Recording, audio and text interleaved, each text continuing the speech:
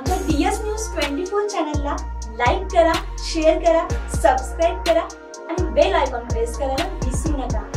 नमस्कार, मी अश्विनी पुरी, DS news 24 मध्ये आपल्या सर्वांचं स्वागत। बघणार आहोत बातमीचा सविस्तर आढावा। येत्या 23 तारखेपासून राज्यामध्ये मोठा पाऊस होणार असल्याचा इशारा पंजाबराव डखांनी दिलाय। 23 जून नंतर महाराष्ट्रामध्ये विदर्भाकडून पावसाला सुरुवात होणार आहे। 23 जून ते 25 जून दरम्यान तुरळक ठिकाणी देखील चांगला मोठा पाऊस पडण्याची शक्यता पंजाबराव डखांनी वर्तवली आहे। दरम्यान 26 जून ते 30 जून दरम्यान महाराष्ट्रामध्ये सर्वत्र मोठा पाऊस पडण्याची शक्यता आहे।